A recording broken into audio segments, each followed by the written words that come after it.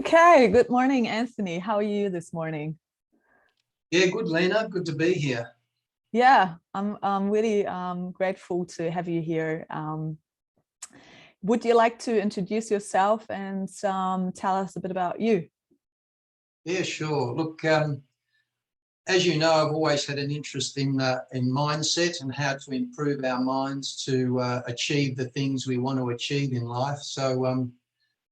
I've had the fortune of a fairly wide experience in my life. I've worked for a corporation in the early years as a real estate agent and property valuer.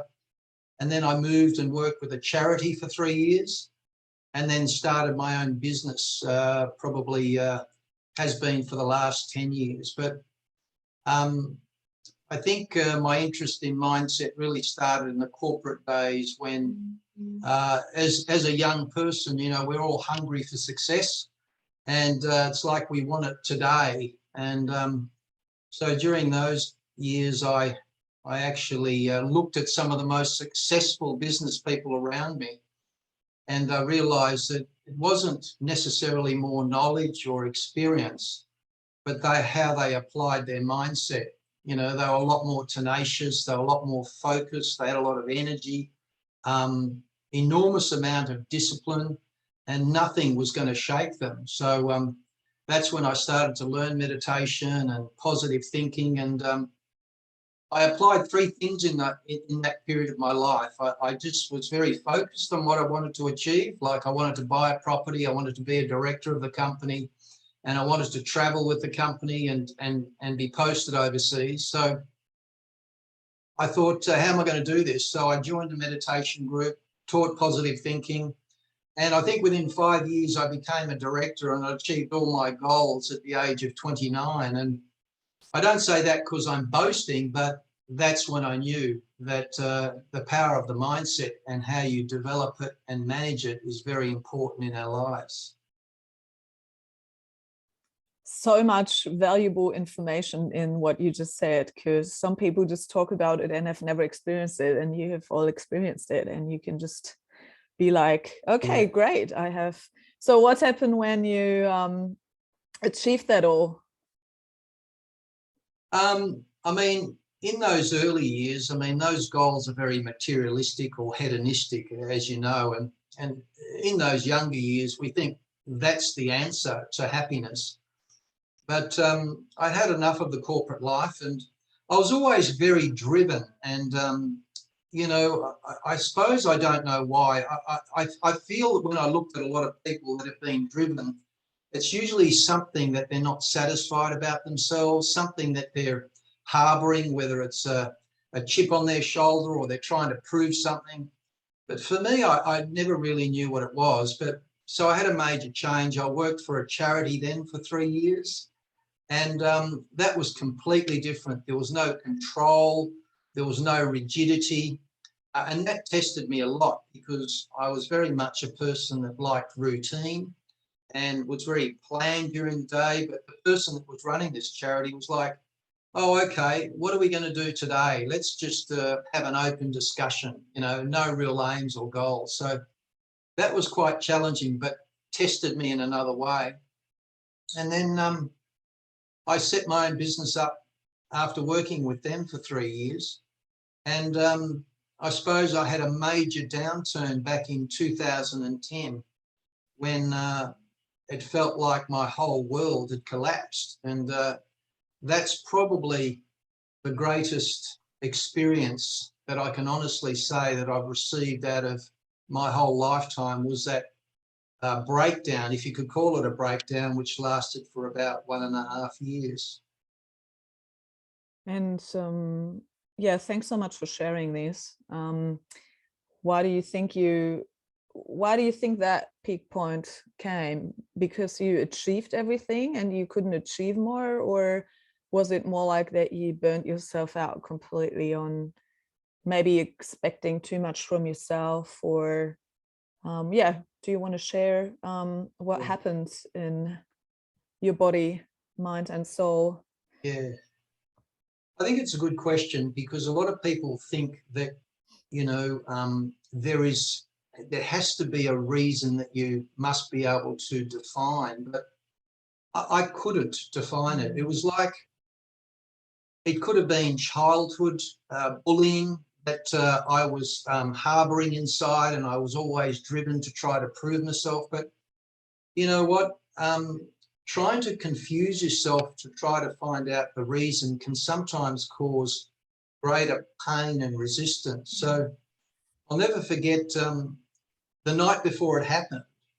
I was supposed to be going on a holiday with my partner at that time for about 5 days. And I remember that this stress started to come up in me, and I don't know where it was from. And it felt like something clicked in my mind, and I felt down a deep, dark hole. And during that 5-day holiday period, I was an absolute zombie. I had no energy. I couldn't really put a sentence together.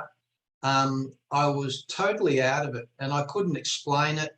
And all I wanted to do was get home, take a sleeping tablet and sleep it off. But when I came back, it was the start of probably the most horrendous journey of my life for the next 1.5 years, because I experienced massive panic attacks. I was getting dizzy spells, stabbing pains in the stomach, and I was getting a maximum of 2 to 3 hours sleep a night. So you can imagine that everything that I'd built up completely fallen apart. And this happens to a lot of people. I'm not saying it was, worse than anyone else in me, but I can honestly say that suicidal thoughts were constantly there because I couldn't live like that. It was impossible. Yeah, it's interesting how you say this, because it's like, how do we approach this situation when you feel that way? And I guess if you have been in a position like that before, you try to, what you said before, you try to figure out what's the cause, what's the reason, why do I feel that way, but you might not find it. And then you have to still move on from it. And then it happens again and again and again that you feel that way.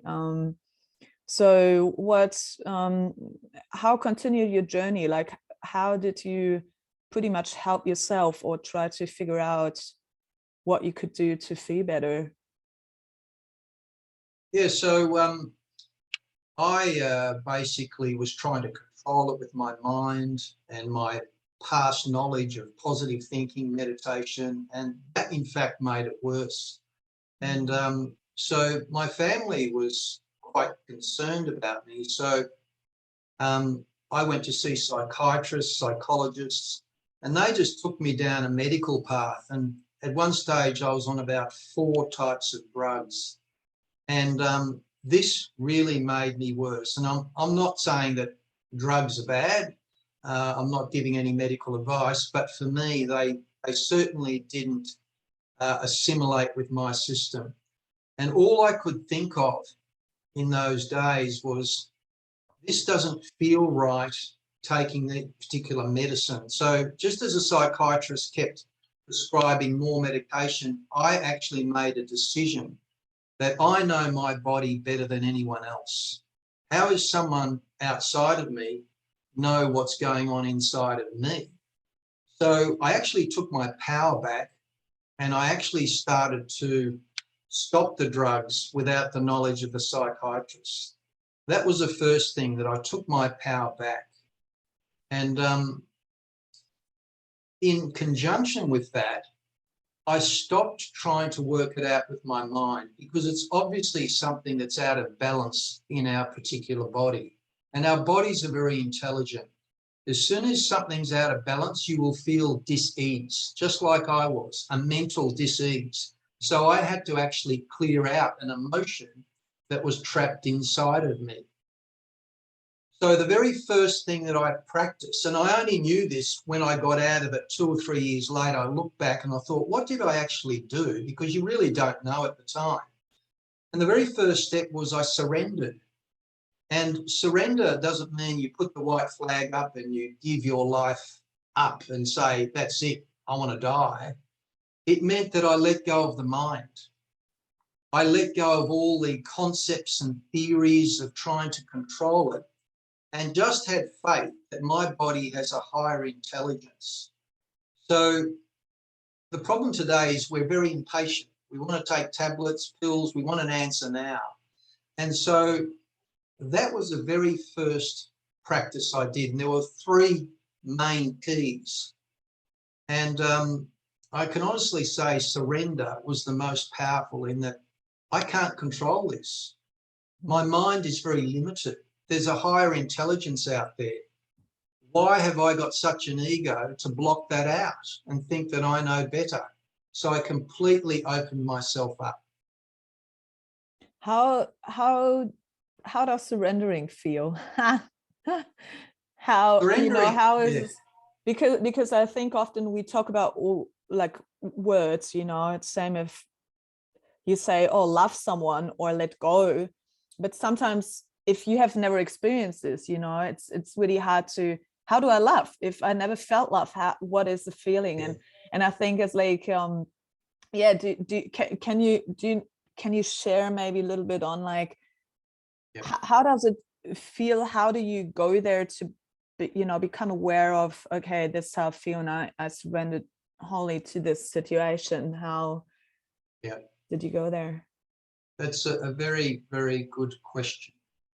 So I think the first thing is the opposite of surrender is control. It's a bit like hanging on to something and thinking that you know best, that you have the path, that you have the solution and the answer, and you're going to fight and you're going to resist and persist to follow a particular routine or path.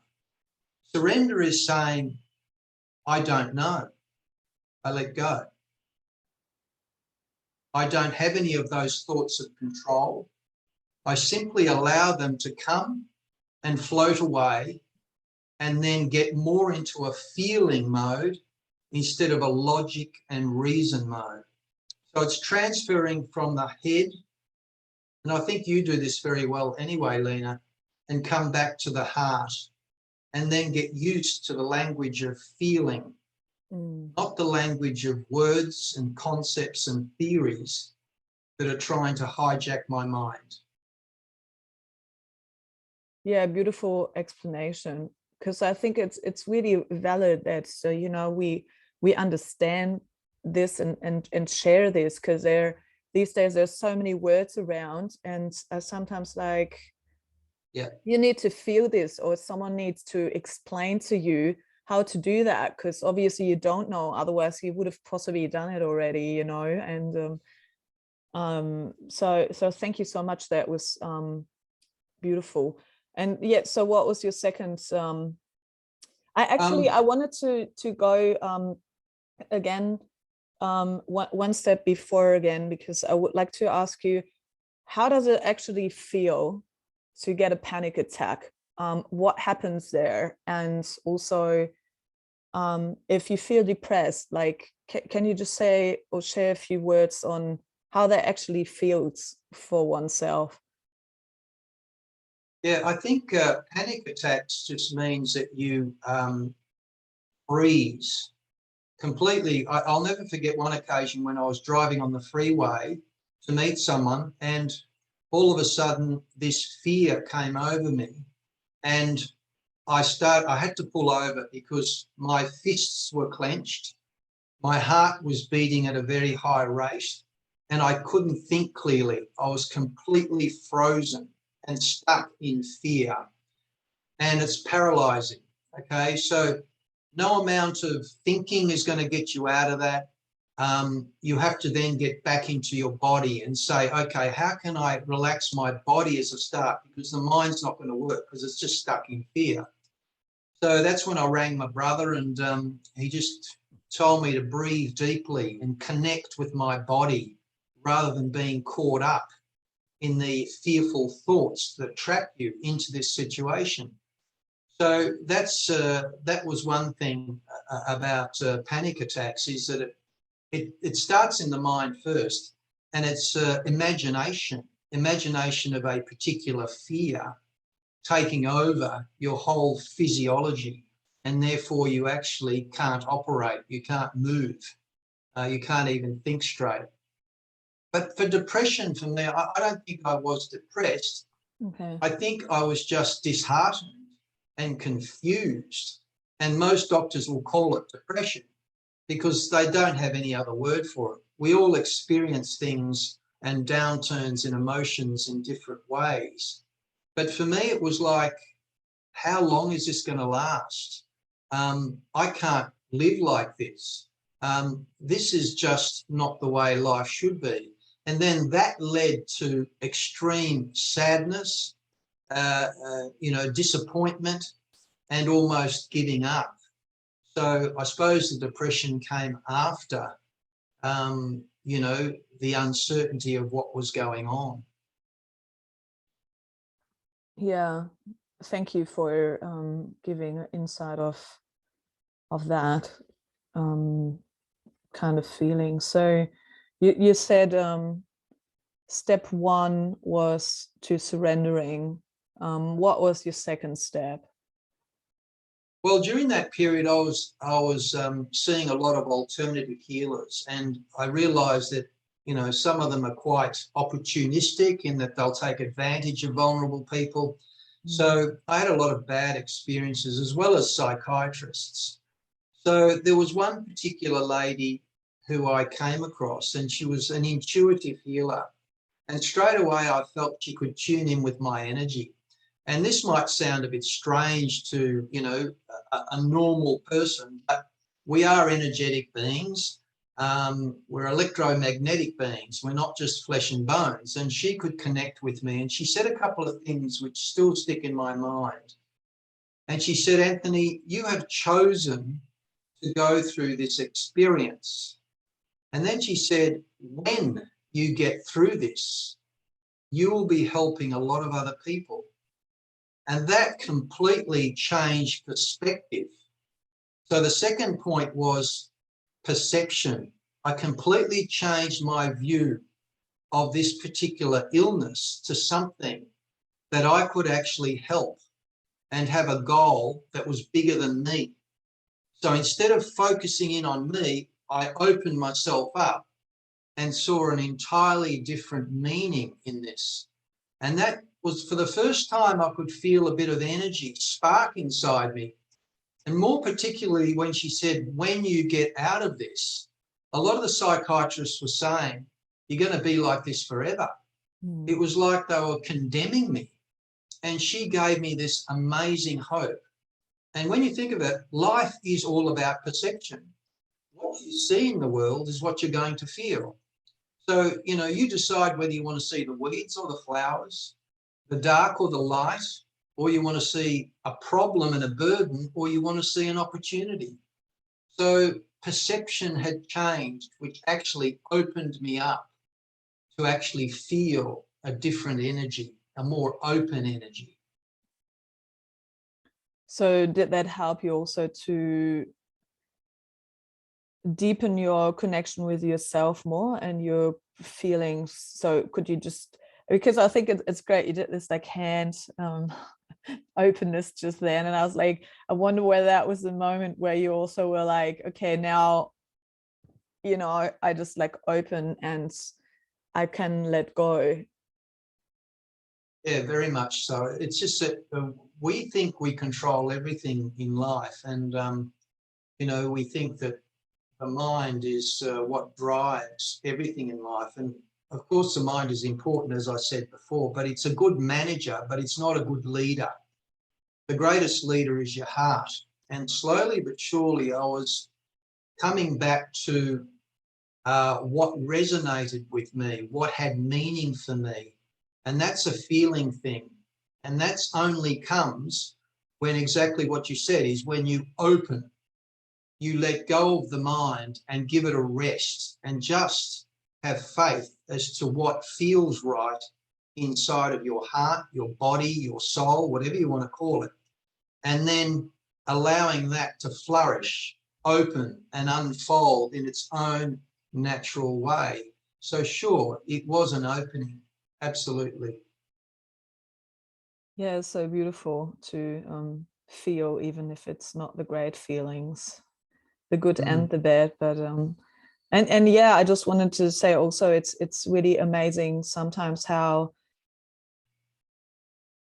even words and a perception of another person towards you and about you can change so much your life. And I guess it's sadly sometimes a journey to find that, but I feel when someone really has a true connection, that, as you said, and intention on, you know, really truly want to help people to become better, or it's so valuable and so, you know, powerful, because obviously you have come out better out of the situation, and you have learned a lot from it.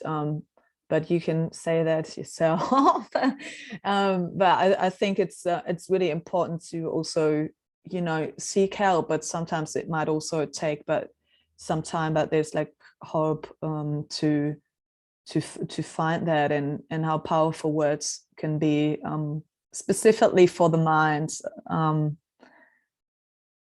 So what was your third step? Well, the third step was, you know, I used to just sit under a tree for hours and just surrender and feel the energy of what that particular intuitive healer said, and let my imagination run wild as to how I would want to manifest, you know, what she said about being an instrument to help others. And that connected with me. So the third step was, well, I'll never forget, I was at my sister's one night, and, you know, again, I was in a state of confusion, dizziness, I couldn't eat.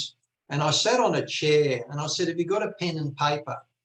She said, yes. And I started to write out words. And in fact, what I was doing was actually writing a poem. And to this day, or that year and a half, that was the first step in me writing 150 poems. And that third step was about trust, in that trust whatever feeling that is coming through and just follow that. And at that stage, it was writing poetry. And in fact, I even made a publication about it, where I got schools from Asia to give me their drawings, and I matched them with my poems, and it became a cross-cultural project where it created greater understanding between Asia and Australia, and was launched, and it was a very successful project. So the third step was really about trusting what is coming through and not trying to label it, block it, because when we were more open, we're actually allowing the hidden gifts that are inside of us to emerge. And writing was certainly one of those gifts that I had. And had I not gone through this experience, I never would have written those 120 or 150 poems, and never would have had a major project, an international project that came out of it. So having trust in the deeper feelings and the signals and running with that is sometimes also a very powerful step to follow. Not necessarily to heal if you're not sick, but certainly to live a far more fulfilling life. Yeah. How, do you feel you trusted more through, because you surrendered and then you changed your perception and then you started trusting? Does that make you feel more let go and, yeah, pretty much write these poems and become more a bit true to yourself, to see what else you actually had apart from being a successful business person? Yeah, very, very good question. I think there was a time when a particular message came through to me, and it said this. It said, you are now going to live more from the heart than the head. Okay, so like I mentioned earlier, the head is a very poor leader. Your mind can only work with existing concepts, existing knowledge and theories. Your heart actually works on a higher level.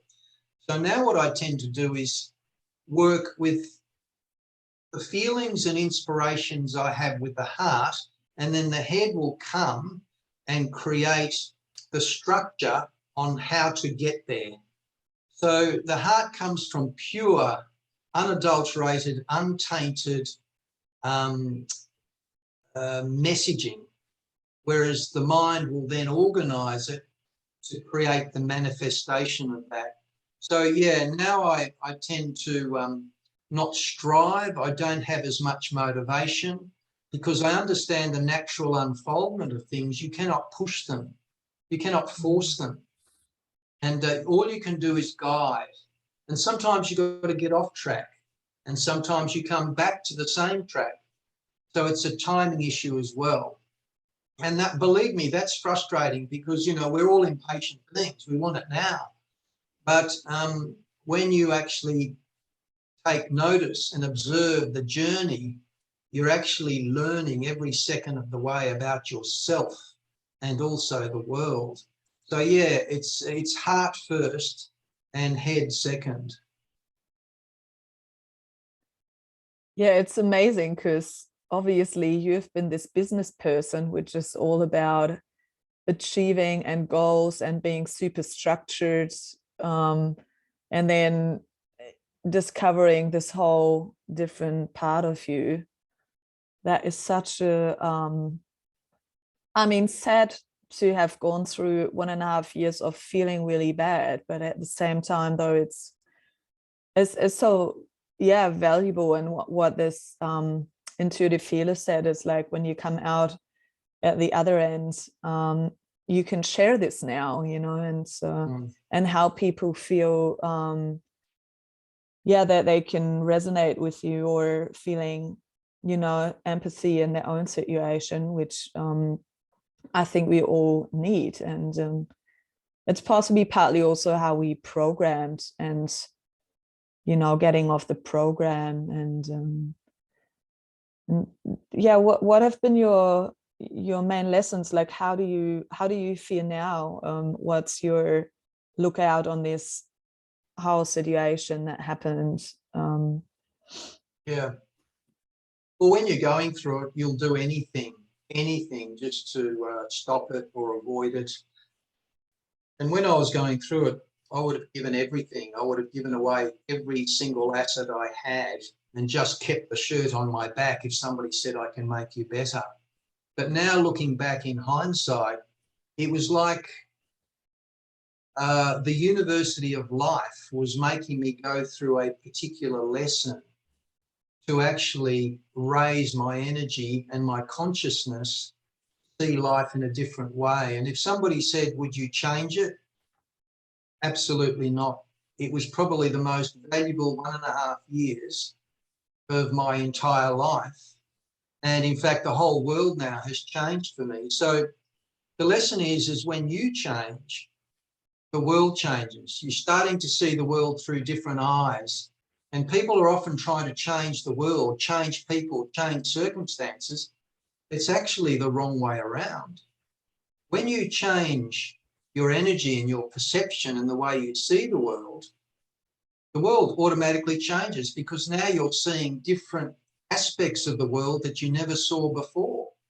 So it's like somebody's changed the movie. It's completely new.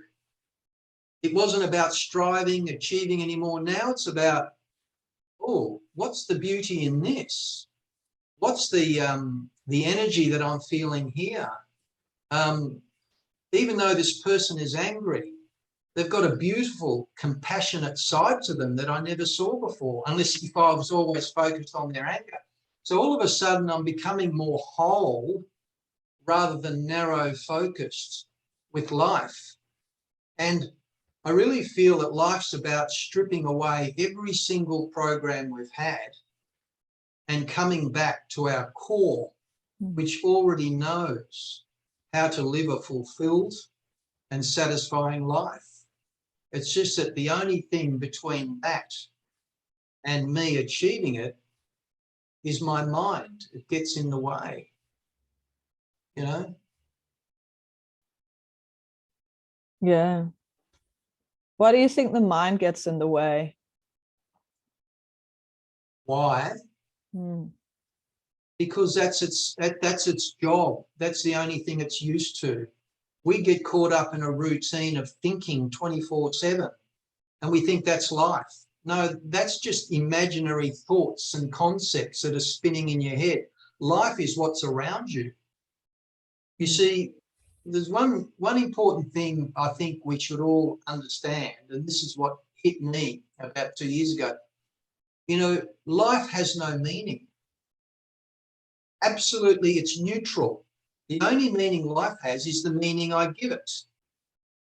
Mm. So I can see this conversation that we're having as interesting. I can see it as exciting. I can see it as mundane. Who's actually applied that meaning? Lena hasn't, the computer hasn't, I have. Mm. So that's what life is. What meaning are you applying to your life? And I actually have control of that. So if you want to live a life of happiness, then start to see the joy in everything that you do. If you want a life of opportunity, then you'll see the opportunities in life. You see, we are the master creators, and we forget that. But our mind keeps interrupting on old thought patterns, on old belief systems, and it comes in and crowds it. It's only when you're open and say, what do I want to get out of my day today? What do I want to get out of my life? And then the movie will change. It will present to you. It's like a mirror. What you send out will get reflected back to you. And it's amazing. You know, when I walk down the street and I'm in a bad mood, everyone will give me a bad look. When I'm naturally in a good mood, I don't have to say anything. People will say hello, they'll come up, they'll talk to me. It's all about energy. What is the energy that you're giving out? That's what's going to come back. And it's hard because we can't see or touch it. And that's why people find it difficult. Yeah, it's hard to grasp on a mind level. Yes. Yes. Yeah, so if you get up in the morning and you have like, you feel all these bad feelings about, you know, whatever, that you have all these things, I need to do this, I need to do that, and now I feel shit about myself. And what could you say someone can cheer up their own lives when they get up in the morning, lying in bed, having already the smartphone in their hand and thinking all the negative thoughts on earth?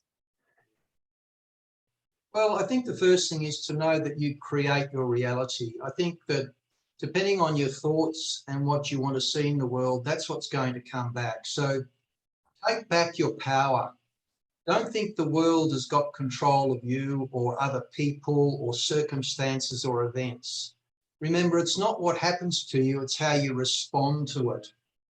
So take back your power. That's the first thing, knowing that you are in fact in control of the way you feel, the way you think, and the way you act. Because that means that you become a master now and not the victim. Because when you're a victim, then you're pushed from one end of the spectrum to the other. You're up, you're down, you're sideways. 1 minute you're happy, next minute you're sad. 1 minute you're angry, next minute you're peaceful. So I think that's the first thing. Plan the day that you want. It might simply be, today I'm only going to think of my positive thoughts and qualities about me. What do I like about myself? And focus on that. Create that feeling of joy. And just follow your joy, whatever that might be. It might be even cooking. It might be writing something. It might be going for a walk. It might be ringing a friend. Because that feeling of excitement and joy is at a higher vibration than the feelings of criticism, anger, jealousy. What am I going to experience today? So once you're in that higher energy, then you're actually in a better state of mind. It's actually chemically positive for your body, because stress and anger, as we know, the body releases chemicals that in fact can cause all sorts of sickness and disease. So I would say the main thing is know that you're the master and create the day that you want. Very simple. This is not difficult, complicated stuff. Take your power back. Don't give it to people, circumstances, or events. I'm in charge of me, and that's the way I live my life. Yeah, that's so good. Absolutely. Yeah, I mean, I think it has been such a really clear interview with you. Is there anything I haven't asked you you would like to share, that you think is of importance? I think just be easy on yourself. In today's world, it's very much focused on competing and comparing with others. And, we're all unique beings. We all have something unique to offer the world. And just be comfortable in your own skin, stand in your own shoes, and just follow your joy, we overuse this word passion, but people often say, well, how do I get the passion? Well, don't stress over that. Just follow what excites you. And it could be simple things, and that'll slowly lead to, other things. But yeah, competing, comparing, I think is something that is a never-ending battle. Learn to appreciate your own qualities. Find out what you value in your life. And it could be you might value building a business, creating something, or family life, or, interacting with friends, or, it might be counseling. It doesn't matter. Find out what you value and then prioritize your life around those values, because that means you're then following something that has meaning and purpose in you. And that's when your confidence goes up. And that's when you live a life of joy, not a life to please others, not a life to live up to others' expectations, and not a life to compare or compete. You're coming back to you. And that's when you're going to be most fulfilled. You won't find it in things, people, or events. They're empty, they're changing. You'll find it in yourself. And you must connect with what is most valuable for you. And once you do, then life changes. You're more stable. You're in a state of equilibrium. You're in a state of greater joy. And then further opportunities open. It's quite amazing, but very simple, not difficult. Yeah, it's like I might just want to add a few sentences, because I have been obviously also on this journey, and I think it's sometimes really good. It sometimes has been difficult to listen to my own self, or I have listened but then push through this and pretty much go for what you feel and what your intuition is and what you feel like, even without the knowing what's coming out of it, And I remember I desperately wanted to walk the Camino de Santiago like 15 years ago. And I remember I had to go there, and then my family and friends were calling me and they're like, where are you? And I'm like, oh, I just went to Spain. I'm on the Camino de Santiago, because I felt like before that I was so small that I felt like one person had so much power over me, to tell me what a shit idea this was and how dangerous this was, and what's if someone's going to kill me on that journey and whatnot,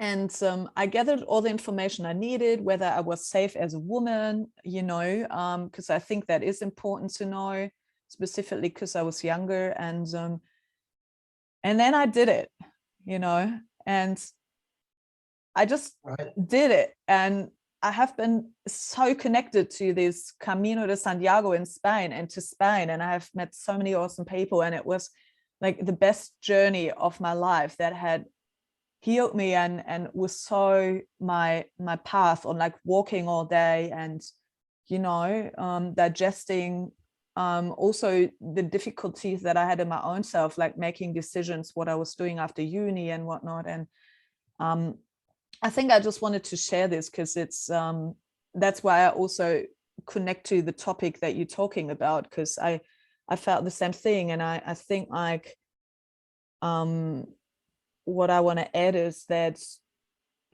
once, what you just explained before, once you go back into yourself and you really feel and you listen to an impulse that you're getting out of your own heart that feels somehow good, it's good to if you're uncertain, let's say if you start a business or you go to the Camino, it's still good to gather some information. Oh. But it's still good to kind of follow that little call in you and discover this, and look into it, and then so many other things happen. And I feel like I've become so much more pretty much valuable for my own self, and maybe also for others. But I mean, like, the most important thing was coming out of my own shell, my own belief system, and where I was holding myself back. And I think if I would have not listened to this, I would have been exactly where you have been. I would have been so broken down and so psychologically unstable. I just deep in myself know it, that this would have been the way I would have been if I would have stayed where I was. And I just wanted to share that, because that's also how to understand where maybe the connection between you and me and this conversation Sure. is. And yes, and also to encourage everyone, because as difficult as it can be, it's such of importance, because even if it's a stupid sentence, but life is in fact so short. It is. That it is so important to discover these things, that, and coming off the whole system thoughts on what you all have to do, and stress and achievements, and that in the end of the day, it's valid. What you not have done and tried, that's possibly you regretting the most, compared to even if you would have failed at it. I think sometimes the sentence I've read 20 years ago, and I'm like, but now when I read them, I'm like, yeah, they have so much truth in them, Very true. Yeah. And what you said is a classic example of, and I'll never forget a quote I heard once, is when the voice on the inside is louder than the voices on the outside, that's when you're going to follow your truth. So it's a beautiful quote. Yeah.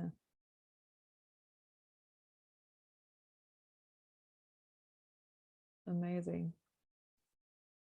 Is there do you have like something that you want to share with the world, like something that is an important message from your heart to maybe people that listen that go through the same things you've been through, or something that, I mean, you shared so much valid content already that I think it's the whole interview is so nurturing and wholesome, and there's so much truth and value in this. But maybe just some things that, out of all your life and everything you've discovered about yourself, you can just something you just want to maybe share. Yeah, a lot of people are going through a lot of difficult situations, and everyone's carrying their own cross. But again, the intensity and the pain of that cross is really dependent on how you see it. And maybe training yourself to see the gift in every storm. What is this teaching me? How is this benefiting me? And just sitting with that and knowing that that is there for your ultimate good, because there is an imbalance. And when there's an imbalance, then there's going to be a message from your body or the world to put you out of balance so that you can come back to equilibrium. So during that period of suffering and pain, try to see the gift in the storm and lighten the load. And I think you'll really get the benefits, perhaps in hindsight, but sometimes even during that particular experience. So yeah, just to find the best in the worst things that happen And that takes practice, but believe me, it is fact. What you see is what you experience, and you can change a burden into an amazing opportunity, a suffering into a joy, because you know that it's there to help and benefit you. Yeah. Well, thank you so much for this Pleasure. time we shared, and for your wisdom and knowledge you shared. I thank you very much, Anthony. And I will, I know you're sending out a beautiful newsletter every month. So I might just, if you want, I can add your details in the show notes. Maybe people want to receive a newsletter from you, or of course, if you want to connect with people or be in contact, I'll leave this up to you, whatever you like. But I really feel these newsletters are lovely, because they having all some good thoughts and some impulses on, you know, thinking about your own self, and I enjoy them. No. Thank you for the interview, and I think these sorts of little interviews are great, because you know they're sharing wisdom, and that's all we're doing, is sharing wisdom, and each piece of wisdom can help another. And I think it's great the way you extract the wisdom out of the particular people you're interviewing, and there's an art in that as well. So well done, and yeah, thank you for the opportunity. Thank you so much. Thanks, Lena. Thank you. See you. Bye-bye. See you. Bye.